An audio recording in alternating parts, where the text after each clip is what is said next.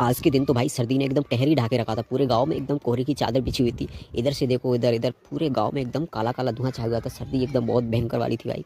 छत पे मैं गया, छत पे भी एकदम मस्त सर्दी वर्दी थी। तुम्हारा भाई तो एकदम सब कपड़े वपड़े पहन के एकदम तैयार था। अपनी मम्मी का टोपा लगाया हुआ था, क्योंकि तुम्हें पता कल मेरी मम्मी ने सारे कपड़े धुल दिए थे और आज कपड़े एक कपड़ा भी नहीं सूखा था, सभी कपड़े गीले डले हुए थे। मैं तो फिर से भाई अंदर घुस गया और अंगीठी जला के अंदर ही भाई घर में ही तापने लग गया। मस्त कौन जाए भैया बाहर। फिर मैं थोड़ी सी हिम्मत जुटा के चला जाता हूँ अपनी चाची के घर, जहाँ पे दुकान उनकी दुकान पे बना हुआ था हमारा ये डॉगेश भाई।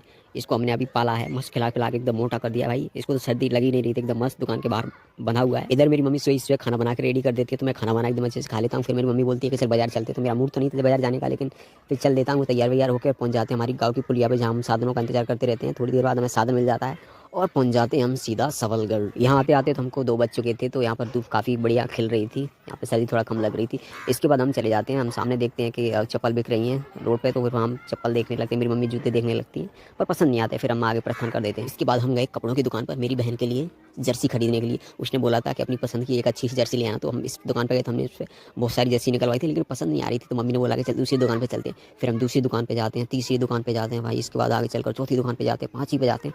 पूरा बाजार एकदम खंगाल देते हैं भाई, लेकिन कोई अच्छी जर्सी नहीं मिलती। फिर हम वापस उसी दुकान पे वापस आ जाते हैं और ये ब्लैक वाली जर्सी ले लेते हैं अपनी बहन के लिए। फिर हम दोबारा से देखते हैं कि इस रोड की साइड में मूंगफली बिक रही थी, तो हम वहाँ से 80 रुपये किलो के हिसाब से 1 किलो मूंगफली भी खरीद लेते हैं।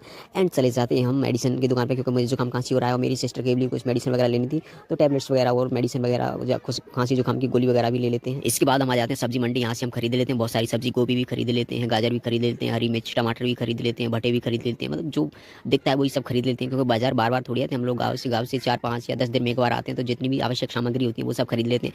इसके बाद हम चले जाते हैं हमारे गाँव के बस स्टैंड पे, जहाँ से हमारे गाँव के लिए वाहन वगैरह जाते हैं। मेरी मम्मी बोलती है कि कुछ खा ले, लेकिन मैं क्या ही खाना, सर्दी पड़ रही थी तो मुझे जुकाम भी हो रही थी। फिर मैं ले आता हूँ अपने लिए गरम गरम चाय, और चाय पी लेता हूँ एकदम अच्छे से। फिर हमें मिल जाता है हमारे गाँव के लिए एक इलेक्ट्रिक व्हीकल मिल जाता है, और मैं बैठ जाता हूँ इसमें आगे, और 1 डेढ़ घंटे का सफ़र तय करते हुए हम पहुंच जाते हैं अपने गांव। हम बोल देते हैं उससे भाई कि हमारे गांव में ही छोड़ देना यार, अब इतने पैसे दिए, तो फिर वो गांव में ही छोड़ने के लिए आ जाता है और हमें छोड़ के चला जाता है। चलिए मिलते हैं एक नए ब्लॉग में, और यहाँ तक आया तो मेरा चैनल जरूर सब्सक्राइब करके जाना। Thank you.